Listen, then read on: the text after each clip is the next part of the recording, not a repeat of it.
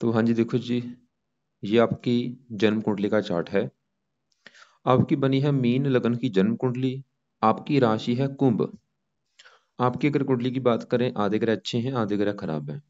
और जैसे कि आपकी मैंने देखो जी, कल आपकी पत्नी की कुंडली बनाई थी, आपको मैंने बताया था कि जो 12 ग्रह हैं इनसे कुछ ना कुछ देखा जाता है। तो वो मैंने 12 ग्रह यहाँ पे लिख दिए हैं। एक और आपको मैं फिर रिपीट कर देता हूँ। ये जो पहला घर है, ये पहला घर आपका शरीर है। आपका शरीर कैसा होगा, सेहत कैसी, स्वभाव, रंग रूप, पर्सनैलिटी, पहले घर से देखेंगे। दूसरा घर है आपके धन जोड़ने का। तीसरा घर छोटे भाई बहनों का है। चौथा घर आपकी है माता, मकान, वाहन का। पांचवा घर बच्चों का है। छठा घर शत्रु, रोग, कर्जा। सातवां घर आपकी पत्नी का। आठवें घर से आपकी उम्र देखेंगे। नौवें घर से भाग्य है। 10वां घर काम काज। 11वां घर है आमदन का। और 12वें घर से आपके होने वाले खर्चे देखेंगे। तो यानी कि आपने जो भी कुछ देखना है कुंडली का, वो घर देखना है, उस घर का जो मालक है उसको देखना है। तो बाकी देखो जो आपको मैंने जैसे कल बताया था कि सबसे जरूरी होती है दशा। दशा आपको मैंने बताया था दो प्रकार की होती है, एक महादशा, एक अंतरदशा। तो महादशा आपके ऊपर चल रही है शनि की। 13 से चली हुई है। अभी काफी लंबी है, 32 में खत्म होगी। तो आपके जीवन के ऊपर जो बड़ा असर है वो भाई शनि का है। कितना असर है? 80%। और बाकी बचा 20% आपके ऊपर असर शुक्र का है। इसकी चल रही है अंतरदशा। ये पांचवा महीना 20 से चली हुई है। अभी सातवां महीना 23 में खत्म हो जाएगी। अगले महीने में ये खत्म हो जाएगी। तो आपको समझ आ चुकी है कि आपके जीवन के ऊपर एक तो शनि का असर है बड़ा, और शुक्र का। शनि का फिलहाल ज्यादा है, शुक्र का कम। और एक आपके ऊपर साढ़े भी चल रही है। और ये पिछले 3 साल हो चुके हैं। तो सबसे पहले देखो जी, जो शनि की महादशा चली हुई है इसकी बात करेंगे कि महादशा, शनि महादशा जो चली है, ये शनि की आपकी अच्छी जाएगी या बुरी? क्योंकि शनि क्या, अगर अच्छा है तो अच्छे फल देगा, बुरा है तो बुरे फल देगा। 13 से चली हुई है, 32 में खत्म होगी। तो शनि देखो जी यहाँ पे बैठा है 10वें घर में। 10वें घर में बैठा आपका शनि। और 10वें घर से कामकाज देखते हैं, जो आप कामकाज करेंगे, आपका पिता कैसा होगा, सरकार यहाँ से देखते हैं, और मान प्रतिष्ठा। और इसके लिए हमें कम से कम दो ग्रह देखने पड़ेंगे। जो चीजें मैंने बोली हैं उसके लिए दो ग्रह देखने पड़ेंगे। एक तो 10वें घर में लिखा है 9। 9 नंबर है धनु राशि, मालक है गुरु। एक तो गुरु को देखना पड़ेगा। और 10वें घर में शनि बैठा है, शनि को भी देखेंगे। तो शनि आपका बैठा है 10वें घर में, लेकिन शनि, इसके अपने दो घर हैं। वो कौन कौन से हैं? एक तो शनि, ये जो 10 आपको दिख रहा है, इस घर का मालक है 11वें घर का। घर है 11वां, लिखा है 10। 10 है मकर राशि, मालक है शनि। तो शनि 11वें घर का मालक है। और ये जो 11 लिखा है, इस घर का मालक है 12वें घर का। 12वें घर से खर्चे देखते हैं। शनि 10वें घर से तीन दृष्टियां हैं। तीसरी दृष्टि पड़ेगी 12वें घर के ऊपर, सातवीं यहाँ पे चौथे घर के ऊपर, और 10वें यहाँ पे। मतलब 10वें घर से बैठा ये तीन ग्रहों को देखेगा भी। तो सवाल है कि शनि भाई अच्छा है या बुरा है? तो शनि देखो जी आपको अच्छे फल भी देगा और बुरे फल भी देगा। बुरे फल थोड़े से ज्यादा देगा। जिसमें से बुरा फल तो ये है कि 10वां घर है आपके काम काज का। शनि 10वें घर में, यहाँ पे जो 9 लिखा है, ये गुरु की राशि है। और शनि गुरु का है शत्रु। तो शनि इस घर का, 10वें घर का थोड़ा सा नुकसान करेगा, जो कि है शत्रु राशि। 10वें घर का नुकसान क्या करेगा? 10वां घर है आपके पिता का। तो आपको आपके पिता के सुख में कोई ना कोई कमी करेगा ये। पिता के सुख में कमी का मतलब कुछ भी हो सकता है, जहां तो पिता बीमार होगा, या पिता से कम बनेगी, या पिता को लेकर कोई दिक्कतें, आपको परेशानियां आएंगी। 10वां घर है काम काज का, शनि आपके काम काज में भी दिक्कतें पैदा करेगा। खासकर जो स्टार्टिंग आपका समय होगा, काम काज में दिक्कतें आपको लगी रहेंगी। नौकरी कारोबार जो भी करेंगे, जैसे कि 32 वर्ष तक या 36 वर्ष तक, ये दिक्कतें कम से कम देगा आपको काम काज में। इसके अलावा थोड़ा सा 10वां, वैसे देखो जी, शनि जब भी 10वें घर में होता है, आप ऐसे मैंने जातक देखे हैं, शनि की वजह से बंदे राजनीति में भी होते हैं। या तो राजनीति में होते हैं, या कंप्यूटर हो गया, या इंजीनियरिंग होगी, चिकित्सा, लोहे का काम हो गया, तिल तेल, गेहूं चावल, अनाज हो गया, लकड़ी का काम हो गया। ऐसे कामों से धन कमाते हैं जब भी शनि 10वें घर में हो और धनु राशि में हो, ऐसे मैंने देखा है। और इसके अलावा देखो जी, शनि की तीन दृष्टियां हैं। शनि की 10वीं दृष्टि पड़ेगी 7वें घर के ऊपर। 7वां घर है आपकी पत्नी का घर। अगर आपकी पत्नी का सुख देखना है तो कम से कम हमें देखने पड़ेंगे तीन ग्रह। वो कैसे? 7वां घर पत्नी का, 7वें घर में 6 लिखा है, मालक है बुध। एक तो बुध को देखेंगे जो कि 7वें घर का मालक है। इसके अलावा 7वें घर के ऊपर है शनि की दृष्टि। शनि को भी देखेंगे, और पत्नी का कारक है शुक्र, शुक्र को भी देखेंगे। तो शनि देखो जी दसम दृष्टि से सातवें घर को देखेगा। शनि की दृष्टि थोड़ी सी अच्छी नहीं मानी गई। तो शनि क्या करेगा, शनि है विलंब का कारक, हो सकता है आपके विवाह में देरी कर दे, विवाह में विलंब करेगा, और विवाह हो भी गया तो पत्नी से मनमुटाव भी आपका होता रहेगा। चौथे घर को देखे, वैसे मकान वान का सुख आपको देगा लाइफ में, मकान वान का सुख है, लेकिन इनको लेके थोड़ी सी कोई दिक्कतें आ सकती हैं। बाहर में घर को देखेगा, और ये देखो जी बाहर में अगर इसका अपना घर है तो ये क्या करेगा, अगर आप अपनी जन्मभूमि छोड़ के कहीं दूसरी जगह जाते हैं, चाहे वो कोई दूसरी कंट्री है, चाहे आप अपने ही देश में कहीं दूर जाना, तो वहां पे आपको बेनिफिट होगा। मतलब कोशिश करो आप अपनी जन्मभूमि छोड़ के कहीं दूसरी जगह जाने की, और वहां पे आपको ज्यादा बेनिफिट देगा। तो मतलब आपको क्लियर हो चुका है। इसके अलावा भी काफी चीजें हैं। तो आपको मैंने अभी क्या क्या बोला है कि जो शनि की दशा है वो खराब फल क्या देगा, एक तो कामकाज में दिक्कतें देता है, कामकाज में दिक्कतें देगा, पिता संबंधी दिक्कतें देगा, और इसके अलावा ये विवाह में देरी भी करता है, पत्नी से मनमुटाव, और इसके अलावा जन्मभूमि से दूर भी आपके जाने के योग बनेंगे। जब आपको जन्मभूमि छोड़ के कहीं दूसरी जगह जाना चाहिए, वहां पे आपको जाके ज्यादा बेनिफिट होगा। अब क्योंकि देखो जी शनि इस कुंडली में मार्किश है, मार्किश ग्रह ज्यादा अच्छे नहीं मानेंगे। लेकिन अगर आप चाहते हैं कि शनि अच्छा हो जाए, और अच्छा होगा तो फायदे क्या होंगे, अगर अगर आपने इसको अच्छा कर लिया, सबसे बड़ा फायदा कि आपके काम काज में कभी कोई दिक्कतें नहीं आएंगी, पिता संबंधी दिक्कतें नहीं आएंगी, पत्नी संबंधी कोई दिक्कतें नहीं आएंगी, खर्चे कम हो जाएंगे, माता मकान वाहन संबंधी दिक्कतें नहीं आएंगी। तो शनि के उपाय आपको करने चाहिए। शनि के उपाय करने आपके लिए बहुत बड़े लेवल पे जरूरी है। उसके हैं दो कारण। एक तो क्योंकि शनि की महादशा चली है, और दशा भी अभी काफी लंबी है, 32 में खत्म होगी। और एक आपके ऊपर चल रही है साढ़े सती। साढ़े सती भी शनि की होती है, ये अलग है। ये दोनों देखो जी डिफरेंट है। महादशा वो अलग है, वो तो प्लेसमेंट के हिसाब से फल देगी, लेकिन जो साढ़े सती है वो अलग होती है। साढ़े सती में क्या होता है, बंदे के कर्मों के हिसाब से उसको फल मिलता है। साढ़े सती होती है 7.5 साल की। अभी शनि का गोचर है कुंभ राशि में, चंद्रमा आपका बैठा है कुंभ राशि में। तो शनि की साढ़े सती आपकी कब स्टार्ट हुई थी, जब आपका शनि ने गोचर किया था कुंभ मकर राशि में। अभी वो मकर से निकल के कुंभ में चला गया, तो आपके ऊपर पिछले 3 साल हो चुके हैं, साढ़े सती चल रही है, जो कि अभी भी 4.5 साल की पड़ी है। जब शनि मीन में जाएगा, मीन से फिर निकल के मेष में जाएगा, तब आपकी साढ़े सती खत्म होगी। तो अब देखो जी साढ़े सती में कई बार तो बंदे को बहुत बड़े लेवल पे दिक्कतें आती हैं, कई बार बहुत अच्छे फल भी मिलते हैं। आप नोट कर लेना, अगर आपको लग रहा है कि पिछले 3 सालों से, क्योंकि 3 साल हो चुके हैं चली हुई है, अगर आपको लग रहा है कि भाई 3 सालों से दिक्कतें आ रही हैं लाइफ में, तो आप समझ लो वो एक कारण साढ़े सती भी है। अगर आपको लग रहा है कि नहीं भाई अच्छे फल मिल रहे हैं पिछले 3 सालों से, तो हो सकता है कि साढ़े सती अच्छी जा रही हो। और ऐसा नहीं कि कई बार ये अच्छे फल भी देती है, बुरे फल भी देती है। तो यहाँ पे जैसे कि आपका एक सवाल भी था कि भाई 3 सालों से ज्यादा दिक्कतें आ रही हैं कि भाई लॉस हो रहा है, तो हो सकता है कि वो कारण एक ये साढ़े सती हो। तो क्योंकि देखो जी साढ़े सती में ये राजे को बखारी बना देती है, बखारी को राजा, आपने ऐसे सुना भी होगा जब आती है, तो मतलब काफी बड़े लेवल पे कष्ट भी मिलते हैं कई बार। तो अब आपको समझ आ चुकी शनि की पूजा उपासना क्यों जरूरी है। क्योंकि मान लो अगर आपकी लाइफ में जो दिक्कतें आ रही है उसका एक कारण साढ़े सती हो, तो शनि के उपाय करने जरूरी है, क्योंकि साढ़े सती अभी भी 4.5 साल की पड़ी है। और वैसे भी आपके ऊपर महादशा जो चल रही है वो भी शनि की है। तो अब यहाँ पे देखो जी, अगर आप शनि की पूजा उपासना करते हैं, एक तो आपकी जो शनि की महादशा है वो सही हो जाएगी। अगर शनि सही हो गया, कितने फायदे होंगे वो आपको बता दिए हैं। और दूसरा आपकी साढ़े सती भी अच्छी जाएगी। तो शनि की पूजा उपासना में आप जितने ज्यादा पाठ पूजा उपाय कर सकते हैं वो करो, जैसे कि शनिवार का व्रत रखो, कथा करो, आरती करो, शनि के मंदिर जाओ, शनि का मंत्रों को सिद्ध कर लो, शनि चालीसा का पाठ, काफी उपाय हैं। मैं यहाँ पे आपको सभी उपाय बता देता हूँ। एक तो पहला उपाय कि आप कम से कम शनि का एक बार मंत्रों को पूरा जरूर कर लो, जो कि संख्या है 23,000। चाहे इसको 4 गुना ज्यादा कर लो, चाहे 1.25 लाख कर लो। शनि के मंत्र संकल्प लेके स्टार्ट करना कि हे शनि देवता जी, मेरा नाम ये है, जात ये है, गोत ये है, आपकी मेरे ऊपर चल रही है महादशा, और आप मेरी कुंडली के कामकाज के घर में बैठे, मैं चाहता हूँ मेरा कामकाज अच्छा चले, कामकाज में कोई दिक्कतें ना आए। इसके अलावा आपकी पिछले 3 सालों से मेरे ऊपर साढ़े सती भी चल रही है, और और बल्कि मुझे 3 सालों से काफी लाइफ में दिक्कतें आ रही हैं, मुझे मुझे नहीं पता कि वो हो सकता है कि आपका कारण वो साढ़े सती हो। तो प्लीज शनि देवता जी, मैं आपसे रिक्वेस्ट करता हूँ कि आपकी साढ़े सती जो चली है वो मेरी अच्छी जाए, मेरे से जाने या अनजाने में जो गलतियां हो चुकी हैं उनकी मैं माफी मांगता हूँ। इसके अलावा आपकी जो महादशा चली है वो भी मेरी अच्छी जाए। तो इस प्रकार संकल्प लेके ये मंत्र एक बार पूरे करो, 23,000।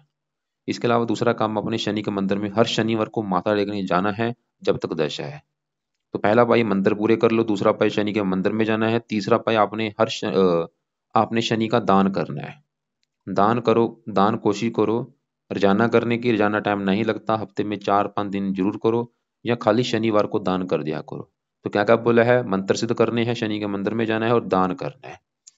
और इसके अलावा मान लो आपने ये मंत्र पूरे कर लिए, उसके बाद क्या करना, रोजाना रात के समय शनि चालीसा का पाठ आपने पढ़ना है जब तक अभी महादशा है, या एक माला शनि का मंत्र आप कर लेना जब तक आपकी महादशा है।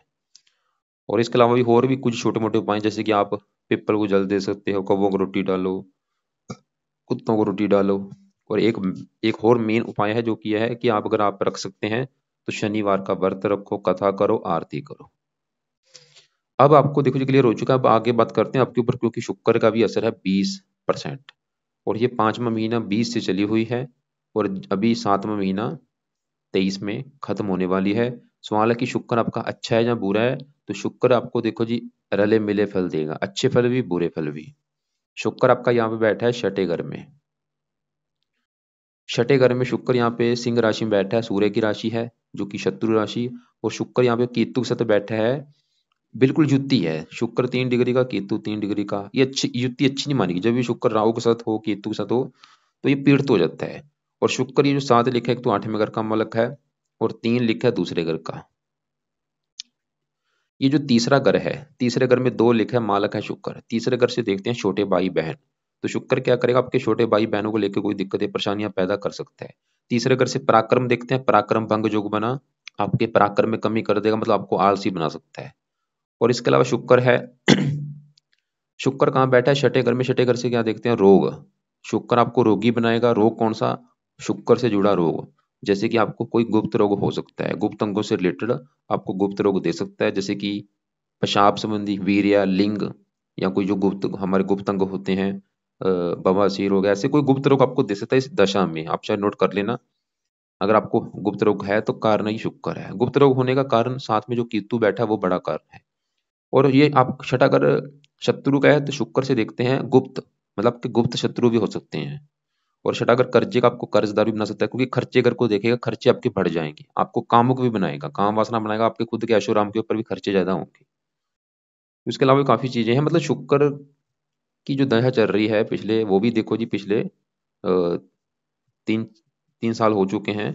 तो शुक्र भी आपका भाई खराब है। खराब फल में से मैंने जैसे बोला कि छठे घर में बैठे तो हेल्थ को लेकर दिक्कतें, गुप्त रोग दे सकता है, गुप्त अंगों से रिलेटेड शत्रु बढ़ा देगा, कर्जदार भी बना सकता है, खर्चे बढ़ा देगा, आपके खर्चे बढ़ जाएंगे, और काम वासना बढ़ा देगा, छोटे भाई बहनों को लेकर दिक्कतें, पराक्रम में कमी कर देगा। बाकी देखो जी शुक्र की दशा भी फिलहाल खत्म होने वाली है, 1 महीना पड़ा है। तो सवाल है कि शुक्र के उपाय करने हैं या नहीं। वैसे तो दशा खत्म होने वाली, फिर भी आप इसका एक उपाय कम से कम जरूर करो, जो कि है शुक्र कवच का पाठ। वो आप सुबह के टाइम रोजाना पाठ पढ़ दिया करो, लंबे समय तक वो पाठ पढ़ो, लाइफ टाइम भी पाठ आप पढ़ सकते हैं, शुक्र कवच का पाठ। और हो सके तो इसके भी एक बार मंत्र पूरे कर लेना, 16,000 मंत्र है वो कर लेना। अब देखो जी आपके करते हैं दूसरे ग्रहों की बात। आपका यहाँ पे मंगल बुध सूर्य बैठे, इनकी बात करते हैं। ये है 5वां घर। ये जो 5वां घर है, ये घर है आपकी संतान का घर। आपकी संतान कैसी होगी, बच्चे कैसे होंगे, 5वां घर। और 5वां घर आपकी पढ़ाई का भी है और आपकी बुद्धि का। मेन 3 चीजें 5वें घर से देखेंगे, संतान, पढ़ाई और बुद्धि। इसके अलावा भी काफी चीजें, जैसे कि 5वें घर से गर्भपात भी देखते हैं, और 5वें घर से प्रेम भी देखते हैं। तो मेन बस 3 चीजें हैं। तो अब देखो जी 5वें घर में लिखा है 4, 4 है कर्क राशि, मालक है चंद्रमा। तो ये जो चीजें मैंने बोली हैं, इसके लिए 5वें घर का जो मालक चंद्रमा है उसको हमें देखना पड़ेगा, चाहे संतान के लिए, पढ़ाई के लिए, बुद्धि के लिए। इसके अलावा 5वें घर में जो मंगल बुध सूर्य बैठे हैं, इनको भी देखना पड़ेगा, मतलब 4 ग्रह देखने पड़ेंगे आपकी संतान के लिए, पढ़ाई के लिए, बुद्धि के लिए। तो सबसे पहले 5वें घर का जो मालक चंद्रमा है उसकी हम बात कर ही लेते हैं पहले। तो 5वें घर का जो मालक चंद्रमा, वो आपका मुझे लगा है बहुत बड़े लेवल पे खराब। चंद्रमा क्यों खराब लगा है, उसके हैं 3 कारण। 5वें घर का मालक चंद्रमा खराब लगा, उसके हैं 3 कारण। पहला कारण कि चंद्रमा आपका कुंडली के 12वें घर में बैठा है, 12वां घर अच्छा घर नहीं होता। 12वें घर से देखते हैं खर्चा, हानि, दान, दंड, हस्तल के खर्चे, पागलखाना, विदेह यात्रा, जेल यात्रा। तो चंद्रमा खराब होने का पहला कारण क्यों, वो 12वें घर में बैठा है। दूसरा कारण, 12वें घर में यहाँ पे 11 लिखा है, कुंभ राशि में शनि की राशि में बैठा है जो किसका शत्रु है। तो 12वां घर ऊपर से शत्रु राशि। और तीसरा जो कि सबसे बड़ा कारण कि चंद्रमा आपका राहु के साथ बैठा है और यहाँ पे बना है ग्रहण दोष। चंद्र राहु बैठे हैं तो ग्रहण दोष बना। तो चंद्रमा देखो जी आपको खराब फल देगा किस मामले में, एक तो जिस घर का मालक है और जिन चीजों का कारक है। कारक किसका है, माता का कारक है। तो माता संबंधी कोई ना कोई दिक्कतें परेशानियां पैदा करेगा। वो कैसी दिक्कतें होंगी, जहाँ तो माता बीमार होगी, या माता से कम बनेगी, या माता को सुख नहीं मिलेगा। चंद्रमा किसका कारक है, मन का। मानसिक चिंता बहुत ज्यादा देगा। और चंद्रमा किस घर का मालक है, 5वें घर का, जो कि संतान का। संतान के सुख में कमी कर देगा आपको। संतानहीन जो को बना है, संतान को लेकर दिक्कतें कोई ना कोई आएंगी। वो दिक्कतें क्या होंगी, जहाँ तो आपकी संतान होगी नहीं, या संतान होगी देरी से होगी, या हो सकता है आपके कन्या ज्यादा हो पुत्र कम हो, या संतान आपकी बहुत ज्यादा बीमार हो, या संतान को लेकर दिक्कतें आएंगी कोई ना कोई, ये तो कन्फर्म है चंद्रमा की वजह से। और तो अब यहाँ पे, और ये आपको आंखों में भी कष्ट देगा, आंखों में भी कोई ना कोई कष्ट दे सकता है आपको। तो चंद्रमा का भाई सही होना बहुत जरूरी है। और भी काफी चीजें हैं। तो चंद्रमा को सही करने से मेन तक तो आपको मानसिक चिंता नहीं होगी, माता के लिए अच्छा है, संतान के लिए अच्छा है। सबसे बड़ा फायदा आपको संतान संबंधी कोई दिक्कतें परेशानियां नहीं आएंगी। तो चंद्रमा के उपाय में से आप पहला उपाय, चंद कवच का पाठ सुबह के टाइम रोजाना करो। दूसरा उपाय, चंद्रमा के एक बार मंत्रों को पूरा करो, जो कि है 11,000 मंत्र। चाहे इसको 4 गुना ज्यादा कर लो, 44,000। संकल्प लेके करना है, जो भी मंत्र करना है, जो भी चीज देखो जो आपकी दिक्कत है, क्या दिक्कत है। अगर आपकी संतान को लेकर दिक्कत है, चंद्रमा के उपाय करो। जो दिक्कत है उस ग्रह के उपाय आपने करने हैं और उसको बोलना है। जैसे कि आप चंद्रमा का संकल्प लेंगे सोमवार से, संकल्प ये लेना है कि हे चंद्र देवता जी, मेरा नाम ये है, जात ये है, गोत ये है, आप मेरी कुंडली के 5वें घर के मालक है, जो कि है संतान का घर। और मैं चाहता हूँ मुझे संतान को लेकर कोई दिक्कतें ना आए, संतान का सुख अच्छा मिले। और आप मेरी माता के भी कारक हैं, माता का सुख अच्छा मिले। मन के कारक है, मुझे मानसिक चिंता ना हो।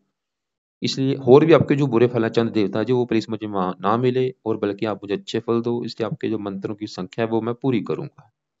इस प्रकार संकल्प लेके आप इसके मंत्र पूरे करो, जो कि है 11,000। चाहे 11,000 कर लो, चाहे 4 गुना ज्यादा 44,000 कर लो, चाहे 1.25 लाख कर लो।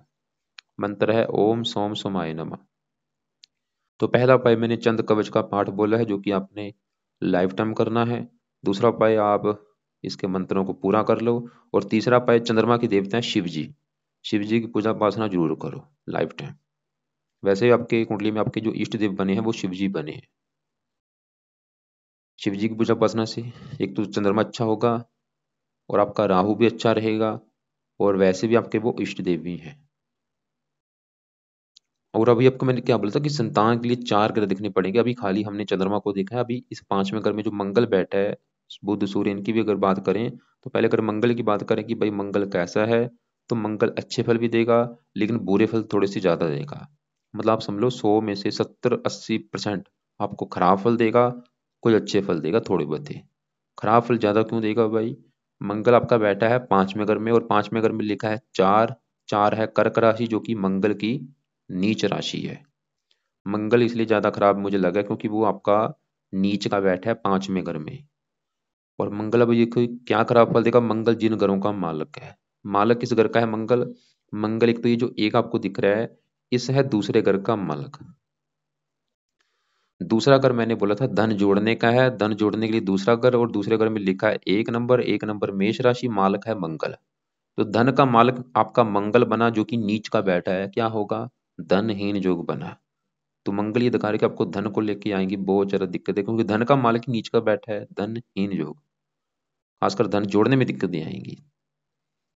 धन तो आएगा लाइफ में, लेकिन धन जोड़ नहीं पाओगे, क्योंकि दूसरा घर है धन जोड़ने का।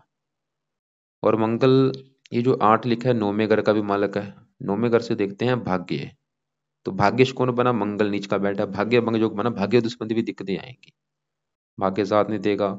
और मंगल कहाँ बैठा है, 5वें घर में, संतान के घर में। ये संतान संबंधी भी दिक्कतें आपको देगा, जैसे कि आपकी जहाँ तो पत्नी का वार वार गर्भपात कराएगा, या आपकी जो संतान होगी वो मृत पैदा होगी, संतान हुई और वो मृत हो जाए, या संतान ऑपरेशन के द्वारा हो, या पत्नी का गर्भपात हो, कोई ना कोई दिक्कतें देगा। मुझे कन्फर्म नहीं है लेकिन दिक्कतें देगा कोई ना कोई संतान को लेके। तो अब देखो जी आपको क्लियर हो जाएगा मंगल के बुरे फल क्या क्या है। पहला मंगल का बुरा फल कि वो धन का मालक है, धनहीन योग बना, धन को लेकर दिक्कतें, भाग्य भंग योग बना, भाग्य संबंधी दिक्कतें और संतान संबंधी दिक्कतें। लेकिन अच्छे फल में से सातवीं दृष्टि पड़ेगी 11वें घर के ऊपर, उच्च राशि है, 11वें घर का अच्छा कर देगा। इनकम के लिए अच्छा है, आमदन तो अच्छी होगी लेकिन खर्चे बढ़ जाएंगे और धन जोड़ने में दिक्कतें। तो मंगल के लिए क्या करो, मंगल का पहला उपाय कि आप मंगल के जो देवता हैं हनुमान जी हैं, आप हनुमान जी का पाठ पूजा उपाय कर सकते हैं। दूसरा उपाय, मंगल के आपने मंत्रों को भी सिद्ध करना है जो कि संख्या है 10,000, चाहे 10 को 4 गुना ज़्यादा 40,000 कर लो। और इसके अलावा आपने मंगल का दान भी करना है मंगलवार को, कम से कम मंगलवार को मंगल का दान जरूर करना है, हर मंगलवार को दान करना है। लाल रंग का दान होता है, वो आपको मैं वीडियो भेजूंगा, उसमें देखो क्या दान है। और जब भी वो दान करना है मंगल का मंत्र आप मन में करते करते कि हे मंगल देवता जी आपका दान है मैं कर रहा हूँ, तो ये दान आपने करना है। तो मैंने क्या कहा, बोले एक तो मंगल के लिए हनुमान जी की पूजा उपासना वो तो आप लाइफ टाइम करो, मंगल के मंत्रों को पूरा कर लो, और दान इसका वो भी आपने लाइफ टाइम करना है हर मंगलवार को। और बाकी देखो जी खासकर मंगल की जब दशा होगी उस समय पाठ पूजा पाए ज्यादा करने हैं। अब साथ में ही बुध बैठा है, बुध की बात करें तो बुध आपका अच्छा है, ये आपको तकरीबन अच्छे फल देगा। बुध देखो जी आपका ये जो 6 लिखा है इस घर का मालक है, 7वें घर का जो कि पत्नी का घर है, और आपको मैंने बोला था पत्नी के लिए 3 ग्रह देखने पड़ेंगे। 7वें घर के ऊपर है शनि की दृष्टि, वो तो थोड़ा सा 7वें घर का थोड़ा सा मैं बोलूंगा ज्यादा नहीं, कि 7वें घर का करेगा नुकसान, यानी कि जहाँ तो विवाह में देरी कर देगा, जहाँ विवाह हो भी जाए थोड़ा बहुत पत्नी से मनमुटाव होगा। इसके अलावा साथ में शुक्र भी हम देख चुके हैं, शुक्र पत्नी का कारक है, वो भी पत्नी संबंधी दिक्कतें दिखा रहा है कि पत्नी संबंधी दिक्कतें आएंगी। अब देखो जी 7वें घर का जो मालक बुध है वो आपका अच्छा है, 5वें घर में बैठा है और अपने घर से 11वें घर में बैठा 5वें घर में है, वो ये दिखा रहा है कि भाई पत्नी का सुख अच्छा मिलेगा, बुध ये दिखा रहा है। और बुध ये जो 3 लिखा है चौथे घर का भी मालक है, चौथा घर माता मकान, बुध ये दिखा रहा है कि आपको लाइफ में अच्छा घर, अच्छी गाड़ी, भूमि, जमीन, जायदाद, नौकर चाकर, ये सभी सुख मिलेंगे। और खासकर बुध की दशा अच्छी होगी, आपकी जो बड़ी दशा चलेगी बुध की 32 के बाद चलेगी बुध की बड़ी दशा, वो समय अच्छा होगा। लेकिन बुध यहाँ पे अस्त है, अच्छे वेले में कमी आएगी, हरे कपड़े ज्यादा पहना करो। और खासकर बुध की दशा में इसके भी मंत्र आप जाप करना जब इसकी दशा चलेगी बड़ी 32 के बाद। अब साथ में देखो जी सूर्य बैठा है और सूर्य की छोटी दशा आने वाली है अभी, जैसे कि शुक्र की दशा भी खत्म होगी 7वां महीना 23 में, तो 7वां महीना 23 के बाद चलेगी शुक्र सूर्य की दशा। सूर्य ये जो 5 लिखा है छठे घर का मालक है, सूर्य भी इस कुंडली में मार्केश है, 5वें घर में बैठा है संतान के घर में। छठा घर रोग, रोग जाके बैठा संतान के घर में, जहाँ तो संतान को रोगी बनाएगा, छठा घर शत्रु, जहाँ तो संतान से कम बनेगी, तो ये संतान के लिए अच्छा नहीं है। जहाँ तो मतलब आपकी पत्नी का गर्भपात कराएगा, या संतान को बीमार कर देगा, या संतान से कम बनेगी। सूर्य के लिए आप एक तो सूर्य को जल दिया करो सुबह के टाइम, सूर्य का भी दान आप कर सकते हैं संडे को। तो ये था देखो जी कुंडली का फलादेश। अभी आपका बचा है गुरु ग्रह। गुरु ग्रह आपका मुझे कुंडली में सबसे बड़े लेवल पे अच्छा लगा है। गुरु आपका बैठा है यहाँ पे चौथे घर में।